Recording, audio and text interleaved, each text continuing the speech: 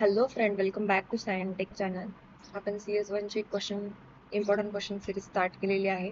त्यातलं second unit आहे तुमचा डेटा स्ट्रक्चर, जो की तुम्हाला जवळपास 17 मार्क्ससाठीचा हा क्वेश्चन आहे. तर त्याच्यामध्ये तुम्हाला 1 मार्कचे MCQ, त्यानंतर 3 मार्कचे तुम्हाला 4 क्वेश्चन असे 12 मार्क्स आणि 1 मार्काचा MCQ 13 मार्क्स झाले टोटल. 4 मार्क्सचे तुम्हाला 1 क्वेश्चन, असे 4 मार्क्स टोटल 17 मार्क्सला हा युनिट आहे. त्यातला पहिला क्वेश्चन आहे तुमचा डिफाईन अ following terms. Okay, define following terms तुम्हाला असा क्वेश्चन असतो. मग आता किती टर्म्स विचारला ते तुम्हाला खाली ह्या जे टर्म दिले त्यापैकी कोणत्याही 3 टर्म 3 मार्क्ससाठी विचारतात. तुम्हाला प्रिव्हियस पेपरमध्ये जर पाहिलं तर फील्ड, रेकॉर्ड आणि फाईल विचारलेला आहे. ओके, फील्ड म्हणजे काय, रेकॉर्ड म्हणजे काय आणि फाईल म्हणजे काय, असा हा तुम्हाला क्वेश्चन विचारलेला आहे. ओके, नेक्स्ट आपण बघूयात की काय असतं. फील्ड म्हणजे काय, रेकॉर्ड म्हणजे काय. पण त्याआधी ह्या पण टर्म्स विचारले शकतात. डेटा म्हणजे काय, single set of value. Okay, किंवा सिंगल व्हॅल्यू और set of value is called data. What is mean by group atom? Those atom divided into sub elements called as group atom. Those are not divided into sub elementary atom. What is meant by entity? Entity is something that has certain attribute or property which may assign some value. जसं की बघा, name is entity आहे जिला आपण फक्त alphabets मध्ये लिहू शकतो. Okay, for example is entity आहे ज्याला आपण काय लिहू शकतो, नंबर फॉर्मॅट मध्ये. हा त्याचा ॲट्रिब्यूट्स झाला. व्हॅल्यू जे देतोय आपण, ह्या खालच्या व्हॅल्यू झाल्या ते ना.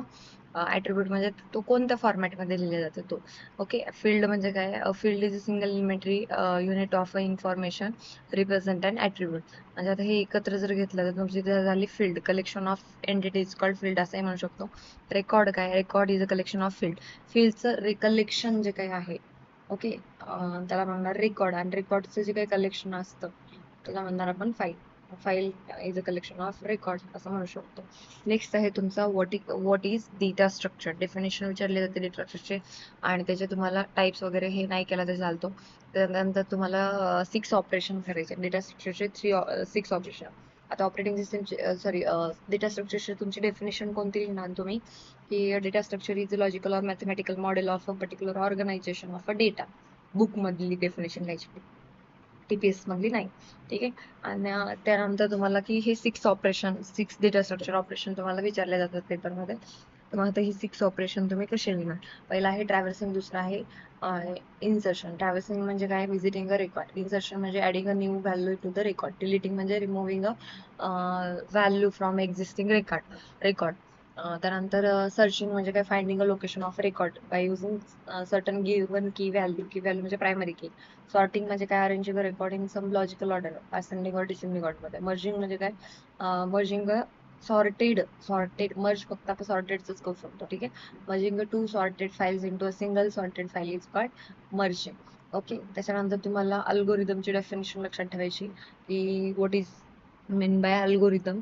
आणि एखादा अल्गोरिदम तुम्हाला विचारलं जाईल. 5 अल्गोरिदम आहेत, त्यापैकी कोणते अल्गोरिदम महत्वाचे तेही सांगते मी तुम्हाला.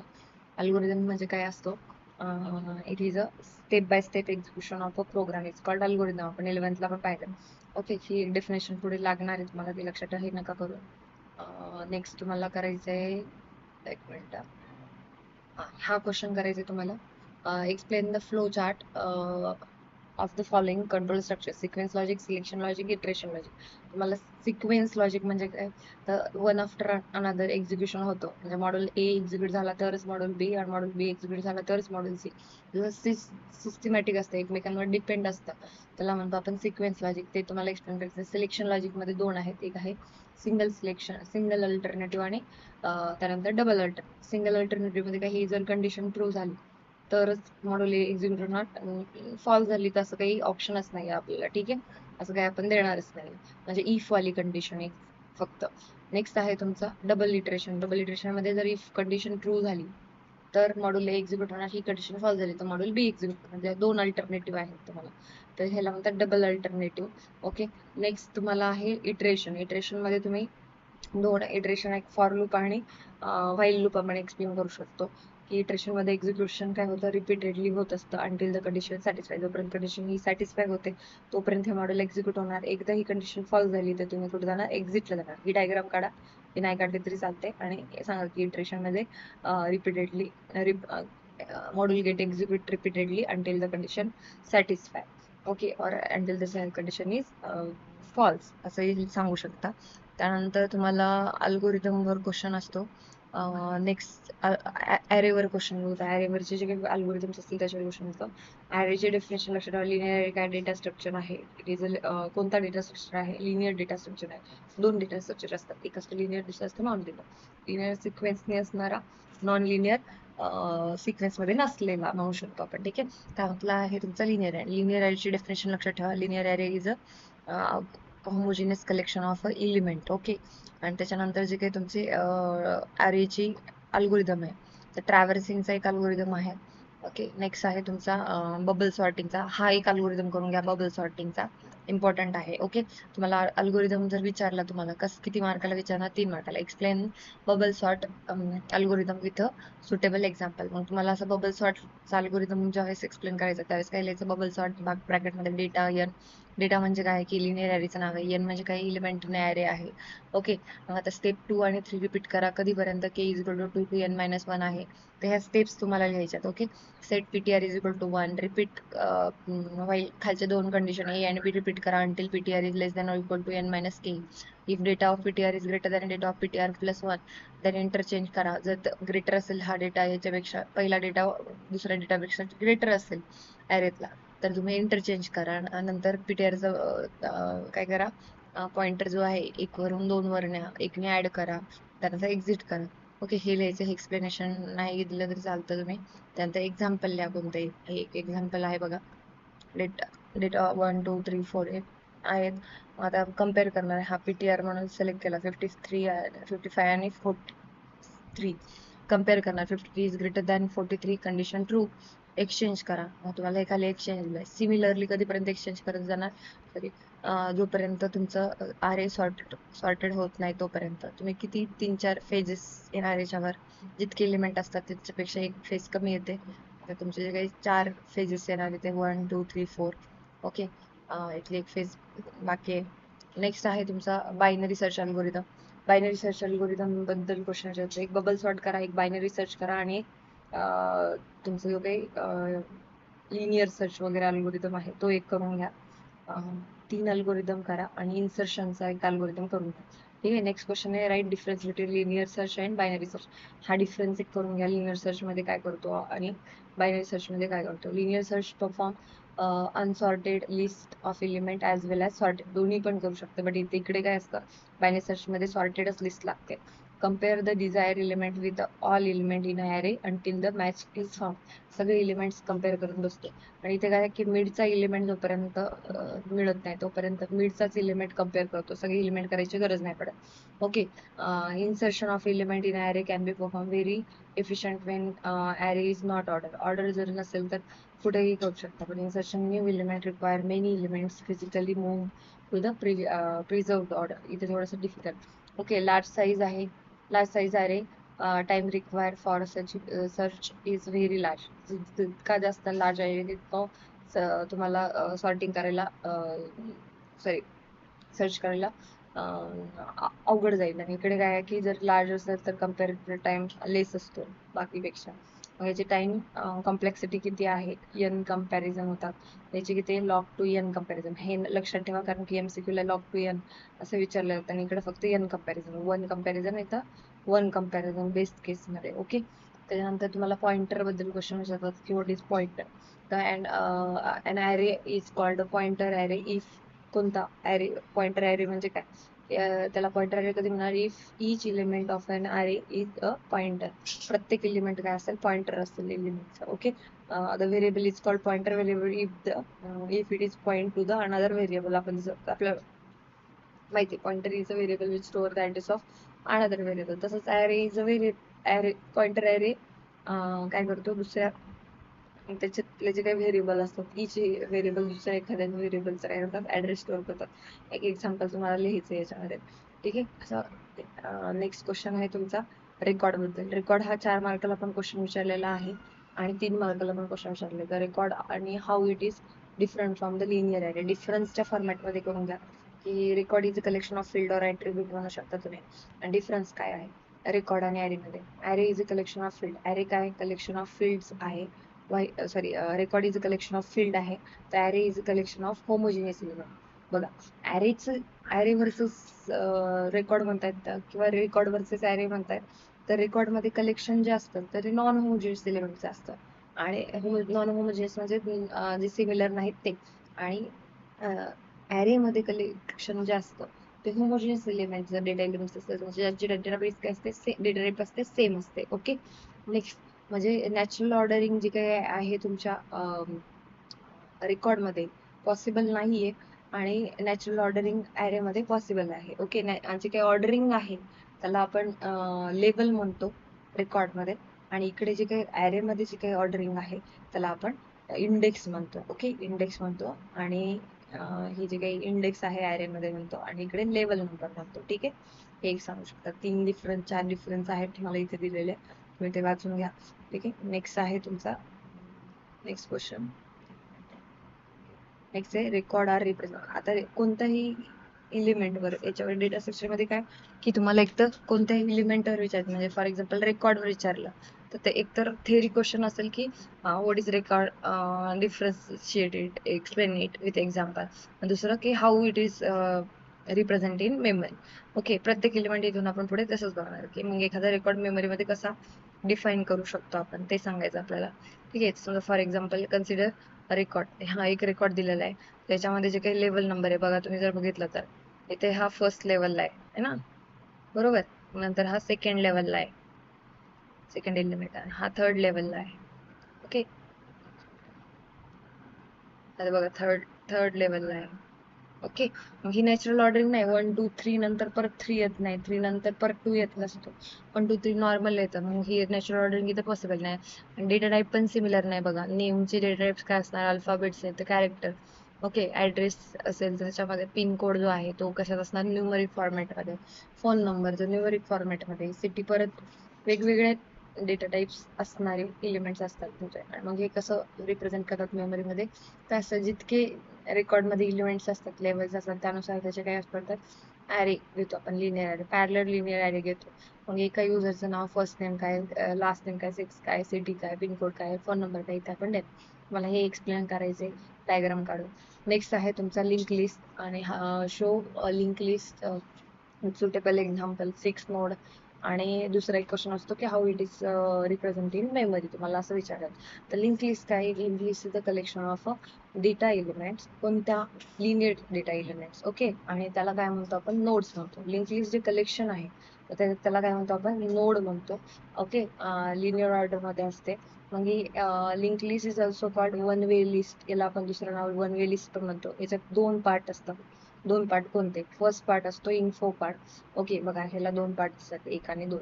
हा पहिला पार्ट जो आहे तो इन्फो पार्ट, हा दुसरा पार्ट आहे तो लिंक पार्ट म्हणतो त्याला. ठीक आहे, link list is a collection of node, linear nodes, linear data elements called as node म्हणू शकता.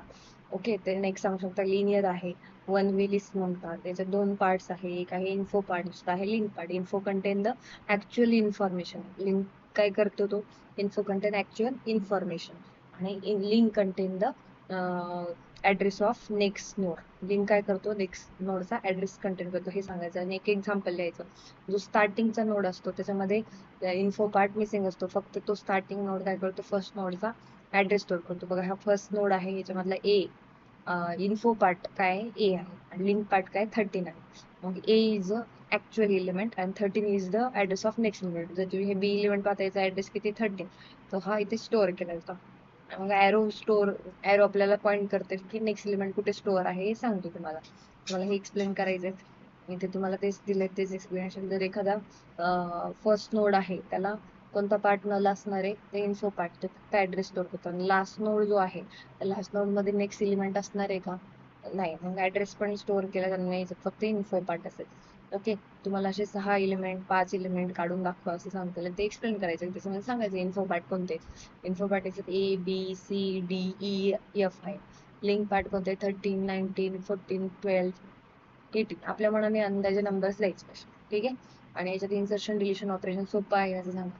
एखादा पार्ट नसेल तर नल लिहितो आपण, हे ते तुम्हाला तिथे एक्सप्लेन करायचं आहे. नेक्स्ट क्वेश्चन असतो की मेमरीमध्ये कसं रिप्रेझेंट करतात लिंक लिस्ट वगैरे, तुम्हाला ते विचारतात. मग मेमरीमध्ये कसं लिंक लिस्ट रिप्रेझेंट करतात, फॉर एक्झाम्पल हा वरची लिंक लिस्ट की तुम्हाला मेमरीत रिप्रेझेंट करायची तसं करा. तर बघा तुम्हाला जर याच्यामध्ये दोनच गोष्टी इन्फो आणि लिंक, तर मग लिंक लिस्ट कशी रिप्रेझेंट करणार की by using two parallel array. First is info, त्याचं नाव काय असणार इन्फो, दुसऱ्याचं नाव काय असणार लिंक असणार. मग इन्फो मध्ये काय असणार आहे ते इन्फॉर्मेशन असणार आहे बघा, जसं की ABCD याच्यामध्ये असणार आहे. ओके, आणि लिंक मध्ये काय असणार आहे ऍड्रेस असणार आहे. हे क्लिअर सांगा तुम्ही. त्यानंतर स्टार्टिंगचा नोड कुठे मेन्शन करणार आपण, ह्या अंदाजे लिहिणार 1 2 3 4 5 6. 5 ला मेन्शन करतोय बघा, है ना. 5 ला दाखवायचा. मग 5 ला इन्फो पार्ट कोणता आहे, 5 ला इन्फो पार्ट कोणता आहे, हा ए आहे, दिसतोय तुम्हाला, हा ए पार्ट दिसतोय. मग हा ए इथे लिहिलाय, 5 ला आपण कुठे लिहिलाय ए इथे लिहिलाय, ए आहे. आणि त्याचा जो लिंक पार्ट आहे तो किती आहे 9 आहे. मग 5 चा लिंक पार्ट किती आहे 9. मग तिथून तुम्ही कुठे जाणार 9 ला जाणार, खाली 9 ला गेला असणार. ओके, 9 ला काय स्टोअर आहे, बी स्टोअर आहे, आणि त्याचा लिंक पार्ट कोणता आहे 4 आहे. मग खाली तुम्ही बघू शकता इथे, तर 9 बघा इथे 9 ला गेलो, 9 ला बी आहे, त्याचा लिंक पार्ट काय 4 आहे. ओके, मग 4 ने आपण कुठे गेलो इथे वरती. 4 ला कोण स्टोअर आहे ते बघू आपण आता वरती. 4 ला आहे, जर तुम्ही पाहिलं तर 4 ला कोण आहे सी आहे ना. तर सी घेतलाय, सी चा लिंक पार्ट कोणता आहे 1 आहे, 1 घेतलाय. 1 वरून कुठे झालो इथे. ओके, डी घेतलाय, डी ला लिंक पार्ट नाही म्हणून ते नल किंवा झिरो लिहू शकतो. तर हे रिप्रेझेंट करायचं, सांगायचं की कुठून इन्फो आहे, कोणता पार्ट इन्फो आहे, कोणता लिंक पार्ट आहे. तर थोडंसं तुम्ही एक्सप्लेन केलं तरी चालेल. नेक्स्ट आहे स्टॅक अँड क्यूचा डिफरन्स विचारतात किंवा स्टॅक अँड क्यू एक्सप्लेन करा म्हणून विचारतात. 3 मार्क्ससाठी हा क्वेश्चन असतो.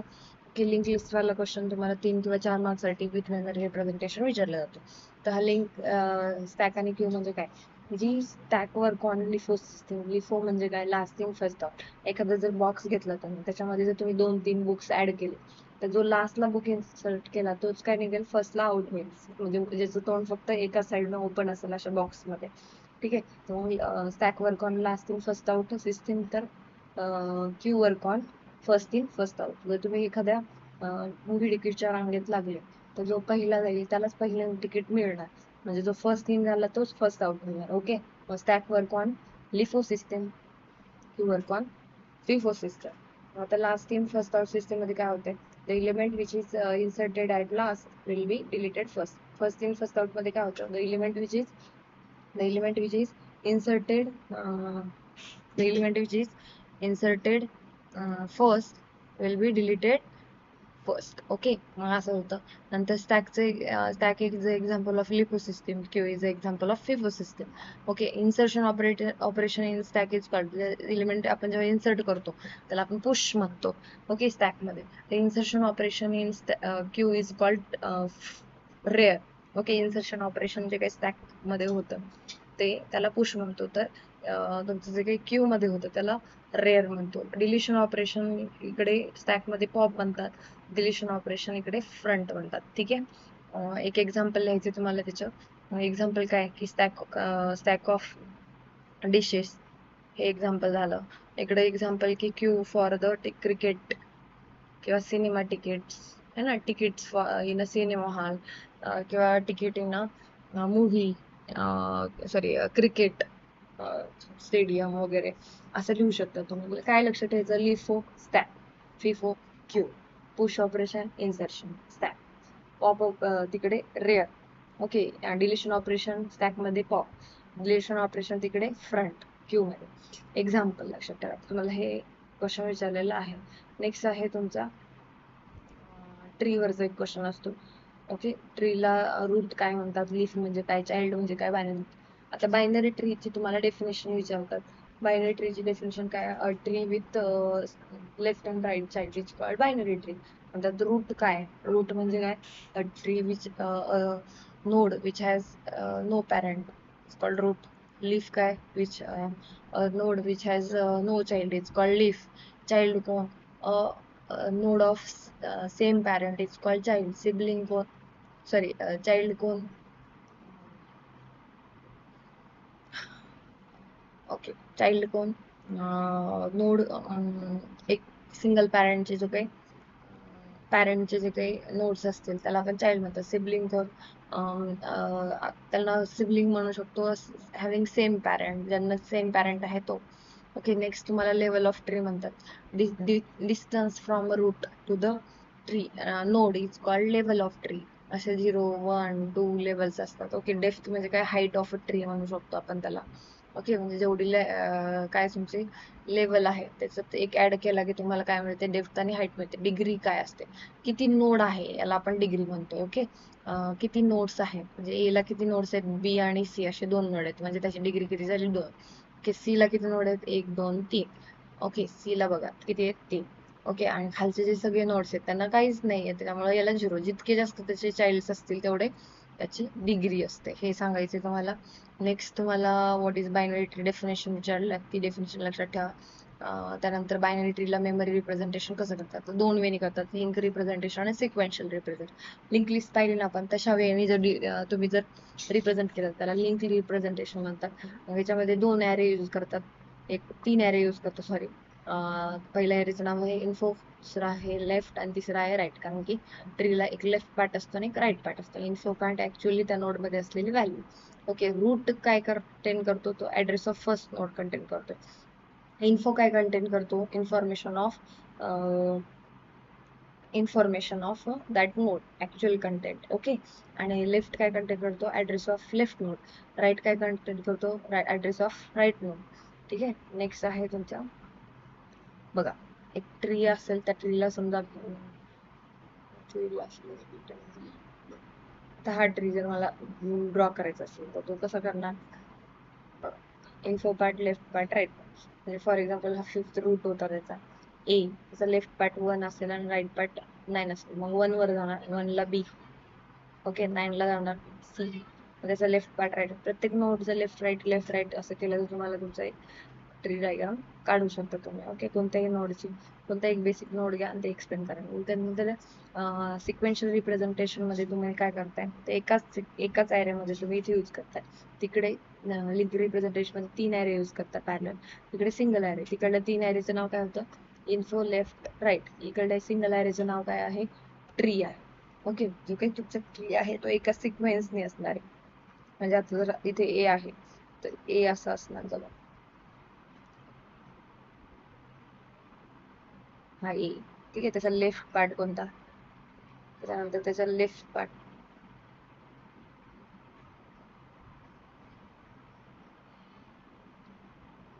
लेफ्ट ला एक असणार आणि राईट ला एक असणार. ठीक आहे, लेफ्टला फॉर एक्झाम्पल इथे तुमच्या लेफ्ट साठी इकडे नोड असेल बी, इकडे सी असेल. ओके, तर मग तुमचे जे काही कसं कसं सिक्वेन्सनी रिप्रेझेंट करतो, तर जो लेफ्ट चाइल्ड असेल त्यासाठी फॉर्म्युला काय आपल्याकडे, लेफ्ट चाइल्ड जो असेल, समजा इथे जर बी असेल है ना, इथे जर बी असेल तर याच्यासाठी फॉर्म्युला आहे काय, के इंटू 2, के इंटू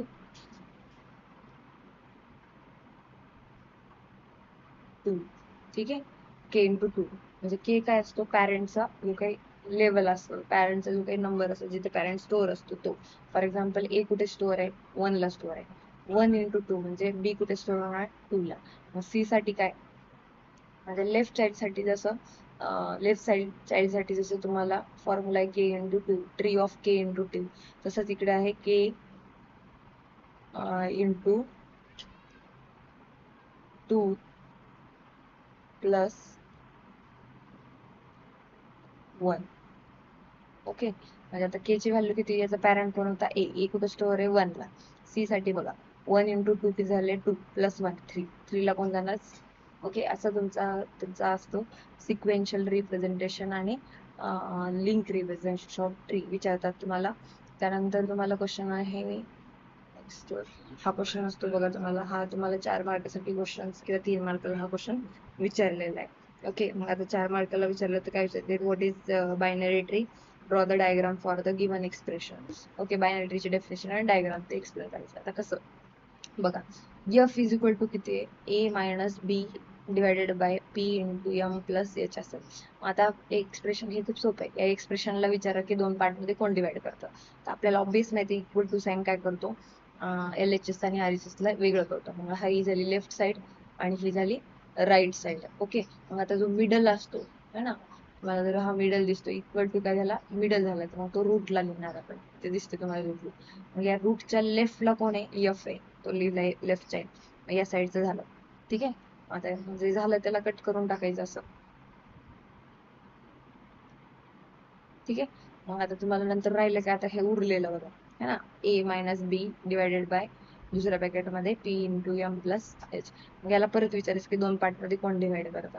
तर दोन पार्टमध्ये कोण डिवाइड करतात, तर तुम्ही जर पाहू शकता की याच्यामध्ये जो तुमचा बॅक स्लॅश आहे ना, त्याला डिव्हिजन म्हणतो आपण, तो दोन पार्टमध्ये डिवाइड करा. मग याचा राईट चाइल्ड काय झाला, बॅक स्लॅश. मग याचा लेफ्ट पार्ट कोण आहे, ए मायनस बी. परत त्याला विचारा की दोन पार्टमध्ये डिवाइड कोण करतो, मायनस ए आणि बी मध्ये. मग याला विचारा P into M plus H, याला दोन पार्टमध्ये कोण डिवाइड करतो, प्लस साइन करतो. ओके, प्लसच्या लेफ्टला कोण आहे, पी इंटू एम. मग परत स्टार पी इंटू एम. आणि राईटला कोण होतं, एच. असं एक्सप्रेशन तुम्हाला लिहिण्यासाठी तुम्हाला किती मार्क असतात, 3 मार्क असतात. बघा इथे स्क्वेअर आहे, स्क्वेअर साठी तुम्ही काय करायचं, अप्पर एरो लिहायचा. ओके, क्यूब साठी पण अप्पर एरो द्यायचा. ओके, अप्पर एरो असं लिहायचं. व्यवस्थित लिहा, इझी आहे तुम्हाला. आणि हा युनिट पण चांगले 17 मार्क्स मध्ये देऊन जातो. त्याच्यावर 4 मार्काचे क्वेश्चन तुम्हाला असतात रेकॉर्डवर आणि ट्री स्ट्रक्चरवर. ओके, 3 मार्काचे तुमचे लॉजिक वरचे मी एक्सप्लेन केले ते सगळे 3 मार्काचे क्वेश्चन्स आहेत. थोडं करून घ्या. आणि अल्गोरिदम कोणते 3 करायचे अल्गोरिदम, तर बायनरी सर्च, परत तुमचा लिनियर सर्च आणि बबल सॉर्ट, आणि एक अजून एक करून घ्या, 4 करून घ्या, इन्सर्शन किंवा डिलिशनचा अल्गोरिदम. हे पेपरला विचारले जातात 3 मार्काला. भेटूया नेक्स्ट व्हिडिओमध्ये, नेक्स्ट सोल्युशन, नेक्स्ट क्वेश्चन सोबत, नेक्स्ट चॅप्टरच्या CS1च्या क्वेश्चन सोबत. बाकीचे प्रिव्हियस ऑपरेटिंग सिस्टीमचे पण आपण क्वेश्चन्स दिलेले आहेत, त्याची लिंक डिस्क्रिप्शन बॉक्समध्ये दिलेली आहे. थँक्यू.